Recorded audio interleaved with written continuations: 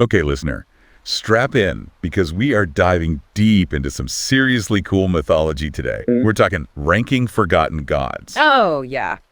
This awesome text, it doesn't just list out deities, it ranks them. Right. And not by like standard god stuff. Yeah. It's all about how much these figures just totally break your brain. Exactly. Like how much they embody these concepts that go from, okay, sure, I get it, to just utter incomprehensibility. Black holes look normal compared to some of these guys. And that's the fun of this deep dive, right? We're going to unpack these tiers from the logical tier C deities all the way to beyond broken. Which, I'm not going to lie, even researching some of those had me like, whoa. We're already getting chills. And we haven't even gotten started. Good side, good side. So you give me some fantastic stuff on the Slavic god Perun. Right. Now, most folks know Zeus. They've heard of Thor.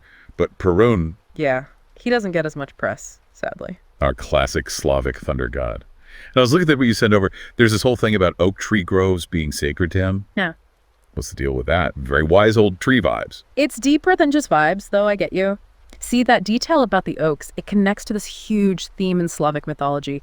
Deep, deep reverence for nature. Oh, interesting. Not just pretty backgrounds, you know? Forests, rivers, those were woven into how they understood the world, how they believed. So by worshipping Perun amongst these oaks, it's like they're acknowledging that his power is inseparable from nature itself. Bingo. You don't get a powerful Perun without powerful sacred nature all around him. That is amazing. Yeah. And it makes his decline, as Christianity comes in, kind of sad when you think about it. Absolutely. You see that a lot, how a culture treats its nature deities reflects something deeper, But speaking of fascinating figures, we got to talk Baba Yaga. Oh, I'm here for Baba Yaga. I mean, chicken-legged hut, instant icon, automatic win in my book. Right. But what really gets me about her, she just defies categories, helps some folks, hinders others, all on HR terms. Exactly. She's the embodiment of liminality between worlds, between definitions. God, witch, helper, threat. Baba Yaga laughs at your labels. And don't you think that's why she's still so popular, even now? Pop culture can't get enough. Oh, for sure. That ambiguity, that unpredictability. Yeah. We're wired to be drawn to it. Love it. Okay, so from Slavic myth, we go to ancient Egypt. Yeah. And listener, get ready for this visual. We're talking Taweret. Buckle up. Hippo head, lion paws, Right. pregnant belly. Just let that sink in for a second. They did not mess around with deity design, huh? Not at all. It's Yeah. like they took memorable to a whole other level. But remember, with ancient Egypt, those looks weren't just for show. Right. Every bit of it meant something. Like the hippo, incredibly protective creatures, especially if they're young, right? Fierce mothers. Exactly. That ties directly into Taweret's whole role guardian of mothers and children, childbirth, all that. Okay, that makes sense. And lion paws. Got to be for some serious strength. You got it. Power to ward off evil, protect those under her care. And then that pregnant belly, doubling down on the fertility, the new life. It's like a whole story just in her appearance. Oh, absolutely. And it wasn't just statues and art. This was personal. We were talking about those amulets earlier. Oh, right. You sent over some info on those. Those Taweret amulets were everywhere. Everywhere. Worn during pregnancy, in birthing rooms, even tombs. Like protection that follows you into the afterlife. That's some serious belief. Speaks to how central she was to their world, Totally. Okay, so we've had protection, but what about some good old-fashioned power? The kind that could obliterate armies with a glance. We got to talk Balor, our Celtic god with that infamous evil eye. Oh, yeah. Now we're getting into some tier S stuff. Exactly. This is where things go from god of the harvest to walking, talking, primordial chaos. Hit me with it. So Balor, often linked to the Fomorians. These are your heavy hitters in Celtic myth, embodiment of chaos, raw natural force. Not your average sits on a cloud and judges souls type deity then. Nope. More like the most destructive parts of nature, but given a form, a will. So we're talking could wipe you out without a second thought kind of power. Exactly that. And his evil eye, it's more than just a weapon. It's this symbol, this potent concept. Yeah. Even today, we still have that fear of the evil eye, right? Yeah. Balor is taking that primal human fear of unseen forces, of a look that can harm, and making it real. Gives it an eye, a face. It's like the ancient Celts looked at everything that could go wrong in nature storms, disease, famine, and gave it a name, a face, but most of all, a single point of origin. Yeah. Intense. Right. Makes you think about how they saw the world. We have science, we have explanations, they had myth, ways to grapple with these forces. Like they looked at the raw power of nature and said, how do we even begin to understand this? So they gave it an eye, a face. It makes sense in a weird way. Totally. Myth-making as a coping mechanism. Love it. But while Balor's all about that untamed nature, our next deity, he takes the chaos, cranks it up to 11, goes full cosmic level. Oh, there we go. Tiras, get ready, because we're meeting Amatsu-Mikaboshi, essentially the Japanese evil twin of creation itself. I am equal parts pumped and terrified, which I think is appropriate given the subject matter. This one's wild. So, important thing about Amatsu-Mikaboshi, not evil in the stereotypical way. No tempting humans, no enjoying suffering. He's way more fundamental and honestly more unsettling. Go on. Imagine, right? Creation. It's all about order, universe getting structured, rules getting laid down. Amatsu-Mikaboshi, he's the opposite. Straight up. Okay.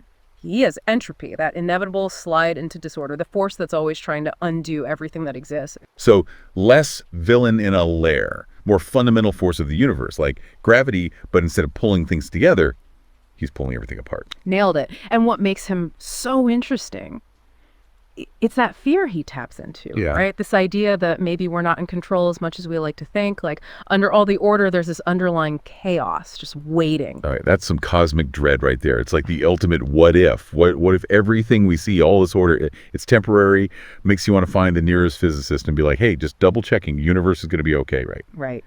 Before we spiral into an existential crisis, let's jump into the broken tier.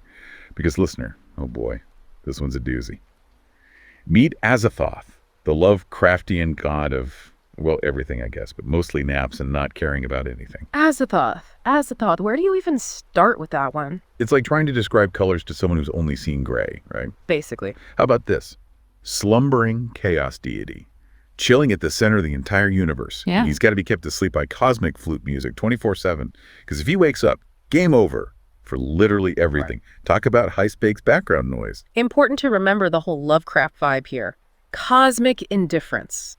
The universe is massive. It does not care about you. You will never understand it. That's Lovecraft's whole jam. Oh, 100%. Yeah. He is the master of cosmic horror. And Azathoth, man, it's like the peak of that, right? This being beyond us, so alien that even trying to grasp it could drive you crazy. And yet kind of alluring at the same time. That idea that there's stuff out there so much bigger than us, so indifferent, it makes us insignificant by comparison. I get it, yeah. It's humbling, but terrifyingly so. Though I am kind of curious about these cosmic flutes. Do you have any headcanon what those sound like? Oh, dude, huge EE debate amongst the Lovecraft fans. Some say haunting, others are all about the discordant chaos. Me, I think it's scarier not knowing. But speaking of things best left unknown, we've hit the peak. What even is this tier beyond broken? And this one, we can't even name it. Seriously. Dead serious. Say hello to the nameless mist. Nameless doesn't even cut it. You know, it's like, we need new words for this tier. Unnameable, pre-nameable. Language just goes, nope, good luck with that. And that's the whole deal, right? It's not just a powerful thing, the nameless mist. It's like a concept that breaks our ability to existing or maybe pre-existing, I don't even know, in a place beyond language, beyond form. Heck, beyond even the void itself, probably. My brain just did the blue screen of death thing. So we've gone from thunder gods and chicken-legged huts to this. Yeah. But you know what I find kind of cool? Even trying to describe this, it says something about us, don't you think? Oh, 100%. Humans were hardwired to categorize, understand, make the chaos make sense. And then something like the nameless mist swans in, and it's like the universe going, yeah, about that. It's humbling in a weird way. Like, for all our smarts, our progress, there's stuff out there, forces, beings, whatever we might just never grasp. And still, we try. We tell stories, we make our myths, whole systems of thought, all to make sense of that vastness, that unknowable thing all around us. It's kind of beautiful, in a terrifying kind of way. These forgotten gods, they're not just the old myths. They're like snapshots of how we've tried to understand the cosmos. From the stuff we get to the completely mind-blowing, each one is a way of looking at the world, or the stuff we can't even call a world yet. Nailed it. And through all these tiers, right, from the logical to the beyond broken, we've met deities who are those concepts, the familiar, the utterly baffling. But the big takeaway, the truly mind-bending part, it's the imagining itself, that act of trying to grasp the ungraspable. That's what makes us human. Whoa, so to everyone listening out there, maybe today, as you're going about your day, spare a thought for these forgotten gods, these embodiments of chaos and wonder, fear, and that feeling of just awe.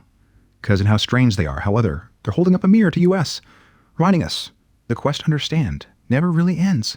And that is a wrap on our deep dive into ranking forgotten gods. Join us next time when we'll be exploring, well, who know no matter what wonders await us out there in the vast unknown. Until then, keep those brains buzzing.